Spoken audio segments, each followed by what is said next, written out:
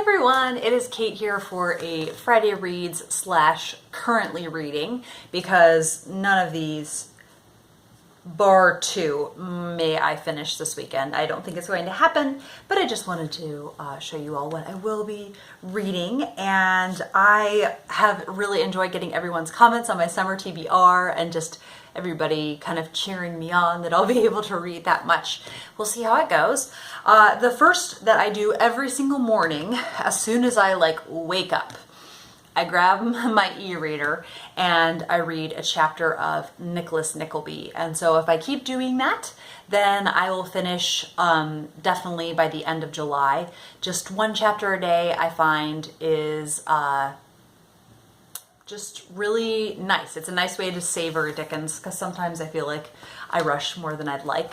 And then my breakfast reading, I do one chapter of Swallows and Amazons by Arthur Ransom. So now 2 days into June, I have read the first 2 chapters and I'm really enjoying this. Looking forward to seeing what happens more. It just seems very adventurous and fast-paced at the same time. Really fun. Then yesterday afternoon, I started William Faulkner's The Sound and the Fury. I've heard this one is even harder than As I Lay Dying, so I figured I'd just start out the summer just when I have lots of excitement about reading him with doing this one. And I must say, it wasn't as hard as I thought it was going to be once I had the Cliff Notes website ready to go. That really helped me because he'll have lots of changes in time happen and there's no explanation for it. So it had with each section telling you what year it was supposed to be and everything. So I think with Cliff Notes, I'm gonna be okay because I'm not doing this one as a buddy read. And it has just hooked me. And I've said before, Faulkner, when you read him, he just demands your attention. You just are, you just kind of standing at attention. And I'm really excited to be reading him. So this one is really just as gritty as his other ones. So I'm going to read one section per reading session. So the first one was April 1928, and this is June 2nd, 1910. So it's around 100 pages. So even though it might be kind of stream of consciousness, a little bit hard to see exactly what's happening, once you get into the groove of things, the reading actually comes fairly quickly. So I don't think 100 pages will be very hard.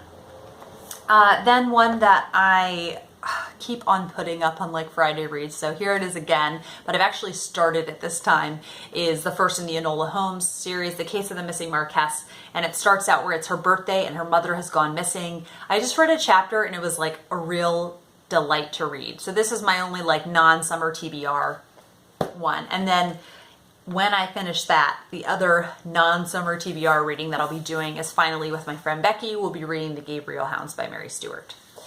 And then a buddy read that I already started is Elizabeth Gouge's The Child from the Sea. This is about Lucy Walters, who is a historical figure. She was Welsh and she was the mistress of Charles II. Yes. And so I'm so ready to read historical fiction by Elizabeth Gouge. I started it yesterday and was just swept away immediately, only 2 chapters in. So I'm very excited. This is such a lengthy one by her. And I'm doing this as a buddy read with Katie from Life Between Words and Emma from Bookish Princess. So that's really fun. And then my bedtime reading that I have, so you can see I have it kind of mapped out throughout the day, is The 13 Clocks by James Thurber. And what I didn't notice before is it has an introduction by Neil Gaiman. And I just loved how much love he has for this book. In his introduction, the first sentence says, "This book, the one you are holding, The 13 Clocks by James Thurber, is probably the best book in the world."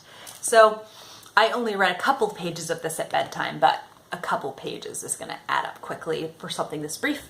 And then the 2 audiobooks I'm currently doing, I started Peter Pan, read by Jim Dale, and I am so smitten with this story. It's just as whimsical as I was hoping, and it's just very, very beautifully written, incredibly beautifully written.